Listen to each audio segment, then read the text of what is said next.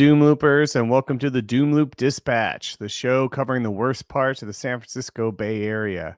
I'm the host, Kevin L. Jones. Usually Scott Miller would be with me, but today he is not because our schedules are all messed up. And actually, we've been working a lot this week. We're on not one, but two radio shows. No joke. We were on K-Squid down in the Santa Cruz, Monterey area, talking about the techie takeover with Amy Chen Mills on both of her shows that week. And I highly recommend listening to them when they come out in a week or two. I'll definitely be posting the links. We got a lot of great responses, so I wouldn't be surprised if we come back to that. But anyways, I'm actually busy with some family stuff this week, but I still wanted to do something because there's been a lot going on, especially with San Francisco Bay Area homeless issues. Yes, last week they started the homeless sweeps.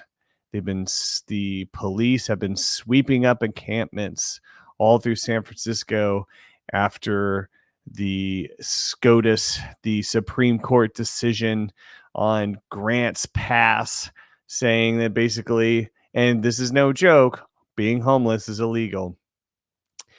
Real estate lobby won. They got everything they want to protect their curb appeal, including dehumanizing folks just trying to survive. So, yeah, they started the sweeps last week. And basically, according to former guest of the Doom Loop Dispatch, Kristen Evans, no one thinks they look good. They all look pretty cruel. Hence why, and she actually just went on a tour necessarily. I guess she followed some of these sweeps and documented what happened for the San Francisco Standard. And it's a heartbreaking story that everyone should read because it really puts a face on the people that are being tortured by this in the name of curb appeal. And let's be honest, that's all this is about. This is about the rich elites in San Francisco not wanting to look at the poors. They don't want to see the poors on the street ruining their views and their property values. Remember, this order comes from Mayor Breed, who literally there's emails of her saying, I'm having a business meeting over by this restaurant and I have to look at homeless people. Can you move them away? I mean, she was sending that to the police. Like in San Francisco, where the clearance rate is less than 6%, the San Francisco police should be focusing on real crime and not picking on the poor and helpless. But I mean, really, the story that Kristen wrote is so heartbreaking. I mean, especially this shows you the futility of it all. There's also even another story that showed that, guess what? All those encampments that they swept, they came back, or they just moved to another area. And then it also got into the point, it got into the, they just say, go to your shelters, go to we got shelter beds, go there and get help. Well, Evans pointed out so many issues with that. For one, that, a lot of the times there's one bed and you have a couple. The couple don't want to be split up. It would be terrible to leave the other your partner on their own, sleeping on the streets. Another thing is that these shelters can be really bad too. They can be terrible and not worth spending your time in, especially because if, you probably have a better chance of keeping your stuff on the streets than in the shelters themselves. And guess what? Our stuff is important, especially when it's things like wallets, identification, important paperwork.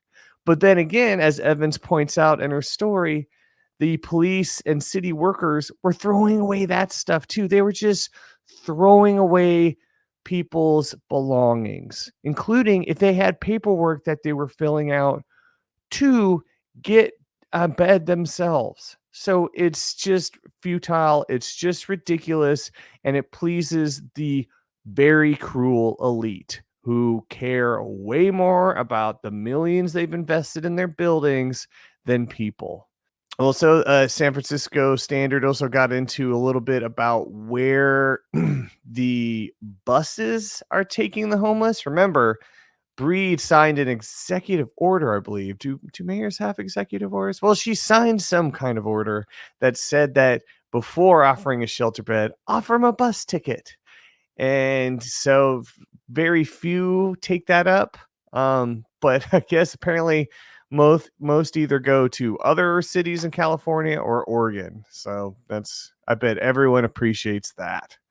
Instead of helping the people that probably are living there because they have a job there or some sort of fact, they just out of sight, out of mind. Gotta love it. Another news item came out because remember, how much money do we waste on San Francisco police? A little too much. They are per capita the highest paid police officers in the nation, and they have a clearance rate under 10%, well under 10%. So, really not worth the investment. But the rich like them because they do what they want, including blocking fun events for kids like hill bombs on near Dolores Park. Remember, what a few weeks ago there was supposed to be the Dolores Hill Bomb, a over decade long tradition, probably a few decades. I mean, how long has it been? No one's kept records because no one wants to be tied to organizing it.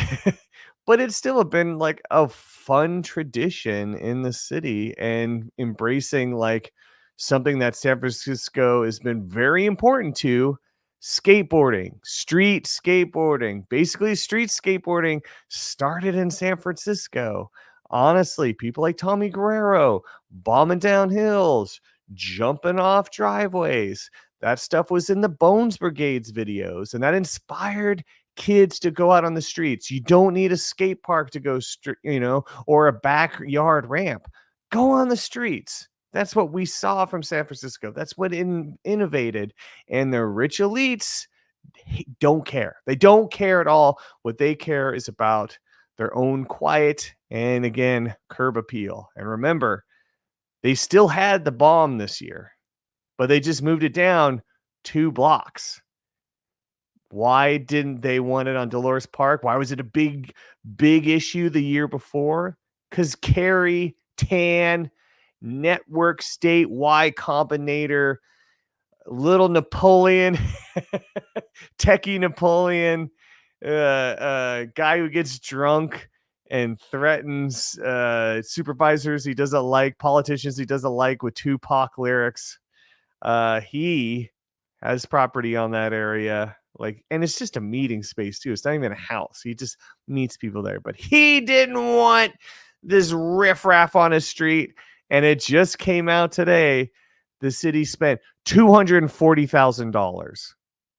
That is literally a cop's salary. They spent $240,000 on police labor alone, including overtime, just to block kids from skateboarding. Does that sound like a good use of money?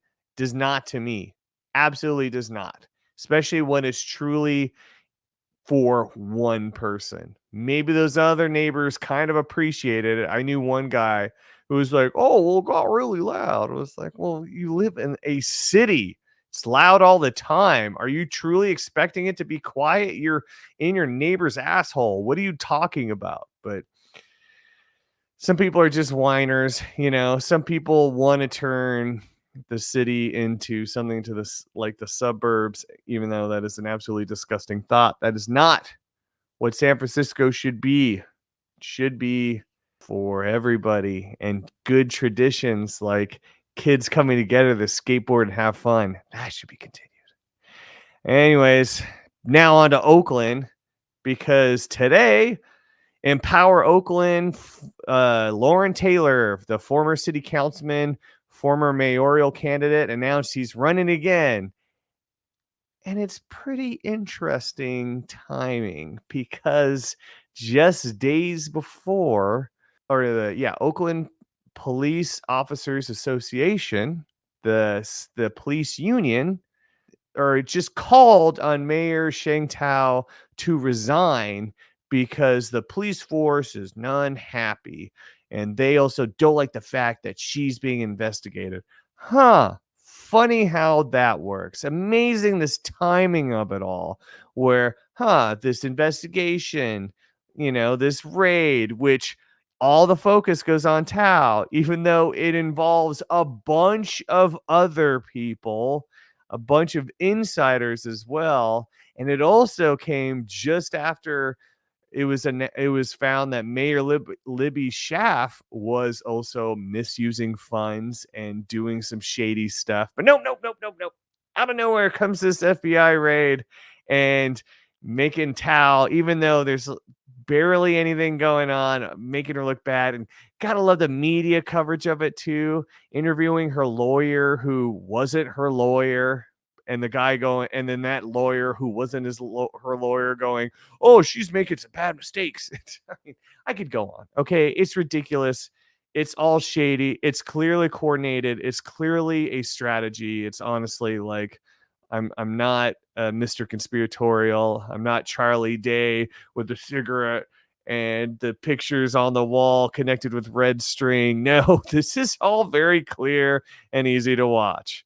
And so, now that the police are saying, we want you to resign because you make us look bad and you're not staffing more enough, there's a crime issue.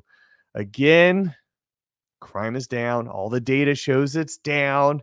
And they hate that. They hate that the data shows that down. That's why you have these nut jobs out of nowhere like Tim Gardner coming up going like, I know what this data says. And he's has no way to back it up. He's just, claiming to be an it's like he's mansplaining the data for people, which is just unbelievably dumb. But that being said, now Lauren Taylor, who we knew, who said, who when Empower Oakland became Empower Oakland 2.0, he even hinted that he was going to probably run. Well, it's official now, right after the police are like, you need to resign, Mayor Tao. It's ridiculous. It's unbelievable, just the timing of it all. And it's unnecessary. Again, Tao has barely been in a year, barely 2 years even. And everything that's being blamed on her is just a load. It's basically she's not playing their game. She's not the candidate they want. They want somebody that's completely loyal and in their pocket. And I mean rich property owners, landlords. Again, Ron Conway started off with it. He's given a good chunk, about 30,000. Property owner, property investor. Sure, he's the VC, but now what is he focused on? Property. And who's the biggest guy who's funding 80% of this recall? Philip Dreyfus of Farallon Capital. Again, 80%. And what is he investing in? Property. Who else is funding this stuff? Kiefer Properties. Again, landlords, property owners. Chris Moore, one of the most vocal critics of Mayor Tao, property owner who lives in Piedmont. He's just a landlord with maybe like 5 properties. Yet he is being an obnoxious prick who for a non-Oakland resident sure does know a lot about what Oakland residents need, which is freaking ridiculous. Sorry, it's very frustrating.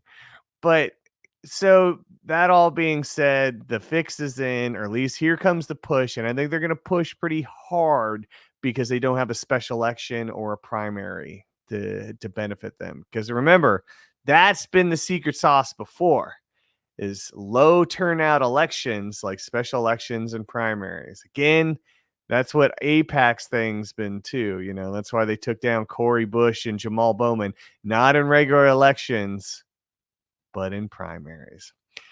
But so that being said, I do want to announce that next week we're going to be talking with Allie Winston, one of the writers of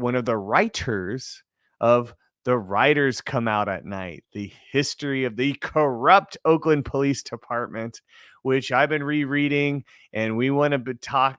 Scott and I really want to talk to Allie about, because truly, it's a book after you read, you wonder, why would anyone ever invest more money in the Oakland Police Department? I mean, it's bad enough they are truly, I mean, they have the worst clearance. They have their crime clearance rate is 1.5%. That was just last year. Why would we ever invest more in something that doesn't work and that takes so much money? Remember, it's hilarious that they had the spokesperson for the Oakland Police Officers Association, guy named Hui Nien. He says they can't function without more officers. They've never had a full staff because of how bad your reputation is. And let's be clear, you might have a full staff if you didn't waste so much money on overtime. Huey Nguyen's overtime pay could pay for 2 officers alone. Seriously. I mean, he makes $150,000 a year, and last year he got $280,000 in overtime. So on top of that, basically his total pay and benefits is over $616,000. That's more than the governor makes. How insane is that? That's what they care about, because they want to suck away all the money. They don't care about social programs. They don't care about their kids being able to read, or they're going to care about their kids being able to read, but not everyone else is. They don't care about communities. They care about sucking away all the money. And they're expecting more. They're expecting more. Try to even make a dent in what you have now and maybe try to work less overtime, because they do exploit it. And I have been on ride-alongs. I can tell you, they're not just running around all the time solving crimes. No. That basically a lot of their job is just driving around. Maybe one interaction, maybe a few, but they just drive around. That's it. And they'll actually try to do things before the end of the shift to make sure to get overtime. They'll just find an excuse to pull somebody over.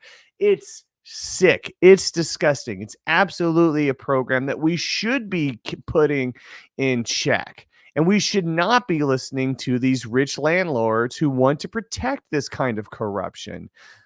We care about the community. We care about the city. And I'm sorry, as much as they say, as much as the Lauren Taylors and the Chris Moores and the Philip Dreyfuses and the Seneca Scotts and any of these Oakland police officers, I promise you, they don't care.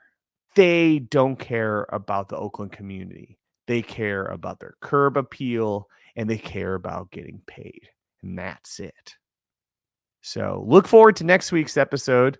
It's going to be awesome. Scott and I talking to Ollie. I mean, I'm reading the book again.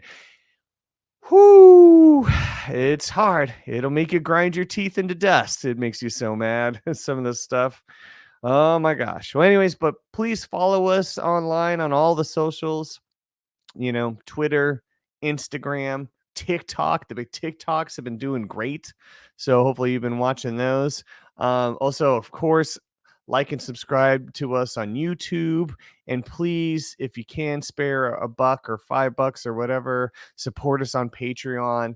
So, I mean, we can get something back for all the work we put into this, because we do some work. And if we got more money, we could do more. That would be great. So try to support. If you like the show, do what you can to support us. At least just turn us on to a friend or something. That'd be really great. Anyways, till next week, keep fighting the good fight.